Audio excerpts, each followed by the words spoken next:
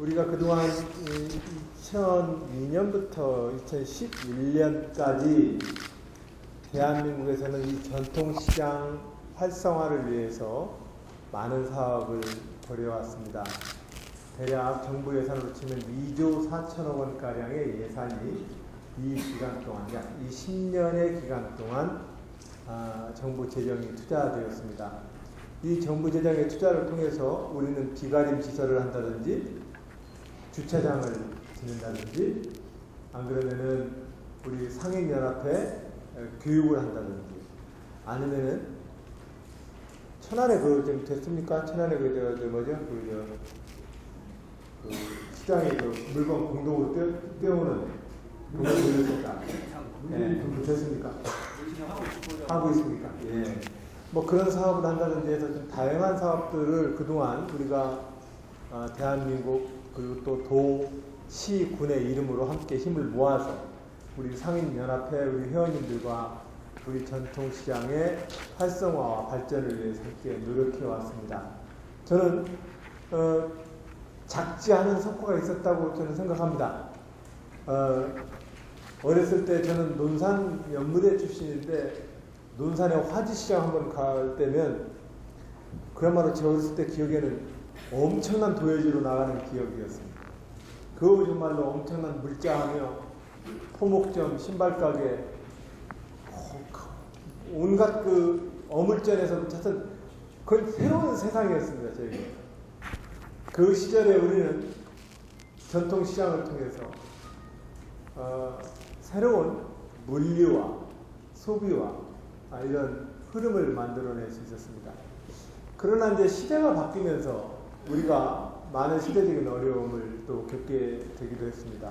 예를 들면 우리 김한중 회장님 계십니다만 강경시장만 하더라도 금강학원 쪽이 막히기 전까지만 하더라도 또 아니면 호남 철도가 놓여지기 전까지만 하더라도 사실은 강경 포구는 제가 여기 지금 조금 전에 보령에서 어디서 행사를 하지? 거의 보령에서 행사를 하고 보령 RPC 통합 RPC 기공식을 하고 차로 오려면 여기까지 오려면 1시간 30분이 걸려요. 그래가지고 아예 어업 지도선 보령 시장님이 내주셔가지고 보령항에서 바로 여기 영목항에 배를 타고 들어가는데 그 30분이 오더라고요. 지금도 그러니 옛날에 철길과 신장로길 없었을 때는 이 물길이 어떻겠어요? 가장 최고의 운송로지. 그러다 보니 포구를 중심으로 시장이 형성되고 물류가 형성되었습니다. 그런데 철도가 놓여지고 고속도로가 놓여지면서 이 시장의 변화들은 점차 이렇게 변화를 가져가기 시작했고 또 우리 충청남도의 사례만 보더라도 4,400개의 자연마을이 있습니다. 충청남도 전체를 보면 경로당 숫자가 한 5,600개 됩니다. 근데 천안 지역이나 이런 동 단위의 경로당을 빼면 자연마을 단위에 있는 마을 경로당 숫자와 이장님들은 4,400분가량 되니까 대략 자연마을이 4,400개가 있었을 겁니다. 그 자연마을에서 5일장 형태로 다양한 형태로 읍과 일정한 5일장 형태로 우리가 시장이 형성되었고 이 시장의 틀들을 만들기 위해서 우리는 시장의 용지를 확보하거나 시장에 있어서의 일정 정도의 거래 규약을 만드는 등 우리 근대화 과정은 이 시장의 발전들과 함께 해왔습니다. 그러고 나서 우리가 1980년 후반 언제부턴가 90년 언제부턴가 이 변화가 새롭게 또 한번 점핑을 하기 시작했습니다. 점핑을 하기 시작하면서부터 저도 이제 아버님이 천밀점을 하셨는데 제가 동네에서 천밀점 좀 듣자 그랬어요. 근데 70년대 초반 3월 운동할 때까지는 슬레이트 무시나 천마표 시멘트 드롭하면서 굉장히 장사가 잘 됐는데 신장로 놓이고 버스가 놓이기 시작하면서부터 읍내에다가 손님을 뺏기기 시작하더니 조금 지나니까 그 읍내도 논산 시읍지에다가 또 뺏겨버리더라고요. 그리고 인구도 줄면서. 자, 그러면서 우리가 이런 큰 시대적인 변화의 흐름 내에서 물류체계나 시장의 변화를 우리는 겪어왔습니다. 이 변화의 틀 내에서 우리가 어떻게 대응할 것이냐 하는 것은 우리의 노력만 가지고 안 되는 부분이 있습니다. 예를 들면 시골에 사람이 이렇게 절대적으로 쪄가지고는 옛날 오일장이 안 되는 겁니다. 그죠? 그런 점에서 우리의 노력만 가지고는 안 되는 게 있습니다. 그러나 또 우리가 노력을 해야 될 부분이 있습니다. 왜냐면 80년, 90년 언제부턴가 우리한테 대형 유통체인들이 동네 구멍가게와 슈퍼마켓과 지역의 시장을 대신하면서 대형 유통체인들이 일정한 공동의 단일 브랜드를 가지고 시장을 들어오기 시작했기 때문에 그렇습니다.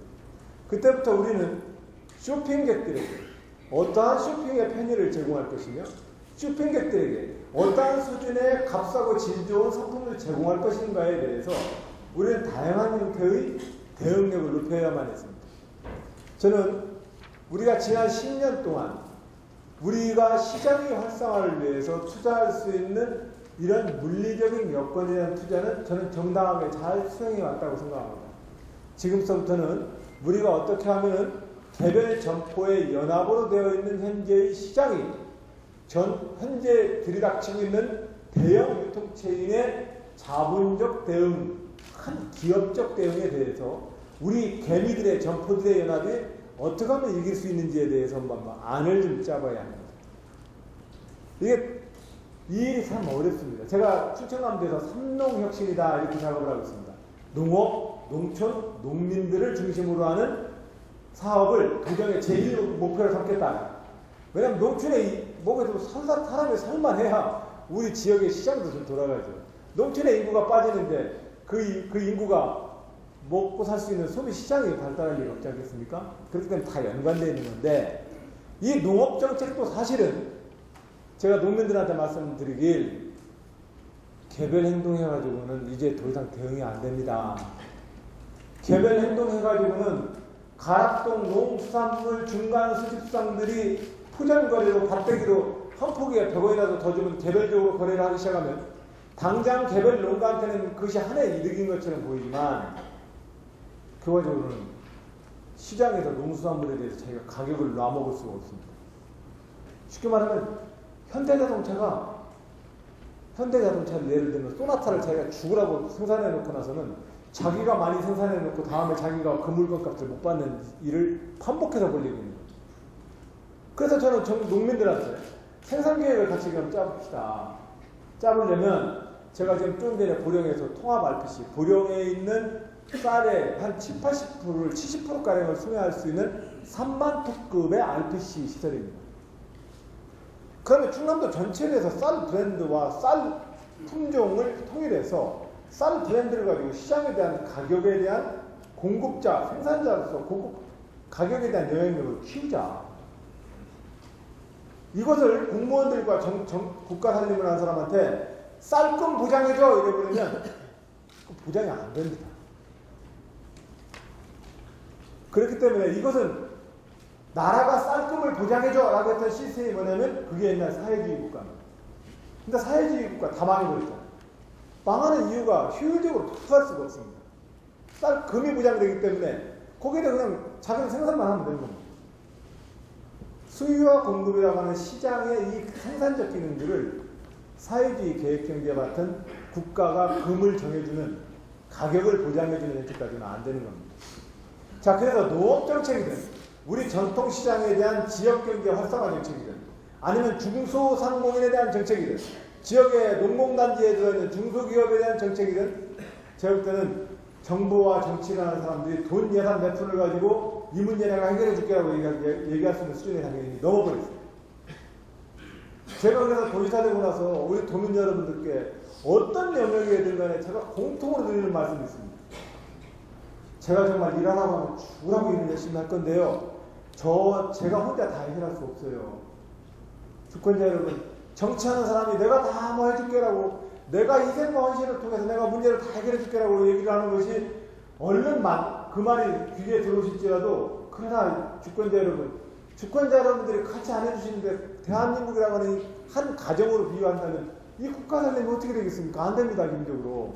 그러니 제 희생과 헌신으로서는 저는 무한히 제 희생과 헌신을 위해서 노력을 하겠지만 어떤 정책이든 간에 농민 여러분, 상공인 여러분, 우리 점포 사장님들, 우리가 같이 안 하면 이 문제 못 풀어요. 라고 제가 좀 말씀을 드리는 겁니다. 저는 이러한 저의 태도가 지난 20세기까지는 엄마 아빠만 믿어. 내가 다 책임지고 늘 유학까지 보내줄게가 지난 시절에 우리 가족의 모습이었다면 지금서부터는 우리가 함께 하자 라고 할 수 있는 이 가정의 패턴이 바뀌어야 됩니다. 국가의원으로 그렇게 바뀌어야 되고, 그래서 그런 마음으로 지금 도정을 펼치고 있습니다. 그것이 중소기업 정책이 되기도 하고, 그것이 삼농 정책이 되기도 하고, 그러다 보니까 농민들이 그래요. 도지사가 삼농 정책 한다고 하더니 별로 배 아프는 거 없죠? 이래요. 그래서 제가 농민들한테 죄송해요. 제가 언론 바뀌게 해드렸으면 좋겠는데, 저도 노력을 하는데 언론은 그런 정책은 없네요. 그래서 다만 같이 좀 해보면 어떨까요? 이렇게 좀 말씀을 드립니다. 우리 상인연합회, 우리 회원사, 우리 사장님들, 우리 김한중 회장님과 함께 상인연합회가 이런 측면에서 우리가 한번 안을 찾아봐야 합니다. 삼성이든 이마트든 롯데마트든 그 대규모 자본의 사장님 밑에 점원으로 일어나는 점포와 내 점포의 주인들이 연합해서 만드는 그 시장이 어디가 활기가 있고 어디가 이기는지 한번 배우자 이거예요. 그 경쟁을 우리는 지금 해보자는 거 아니겠습니까? 그래서 저는 상인연합회 회원사 우리 사장님들께 부탁드립니다. 그런 마음으로 함께 한번 살려봅시다. 그래서 우리가 늘 저 서울과 도시만 부러워하고 있다가는 우리 지역 다 죽습니다. 남의 거 부러워하면 죽습니다. 지는 겁니다. 내 것이 제일 좋아야 돼. 난 우리 지역이 제일 좋습니다. 서울시장보다 충남도의사가 더 좋습니다. 이 때문에 박수 한번 해주실래요? 자, 그런 마음으로 우리 사장님들 우리 같이 한번 토론도 같이 좀 해보고 어떤 과제가 있는지, 그리고 이런 문제들은 어떻게 서로 풀었으면 좋겠는지 서로 간에 이야기를 나누고, 아까 조금 전에 이야기가 좀 인사를 나눴습니다만 우리 저 도에 있는 관련 국장님들, 과장님들, 그리고 그 경제진흥원의 원장님, 충남발전연구원의 원장님이 함께 지금 이 자리에 나와 계십니다. 여기서 열심히 공부를 해가지고 제도와 안을 설계하는 것은 여기서 좀 해서 추진할 것이고, 해당 과장님과 저는 집행부에서 조례나 재정을 투자할 문제가 있으면 저희들이 또 열심히 추진해 보겠습니다. 대신 여기 계신 우리 대한민국 충청남도 주권자 여러분, 도민 여러분들께서는 야, 그 눈먼 돈 그렇게 쓰면 안 돼요. 쓰려면 이렇게 쓰자. 이 순서로 쓰자.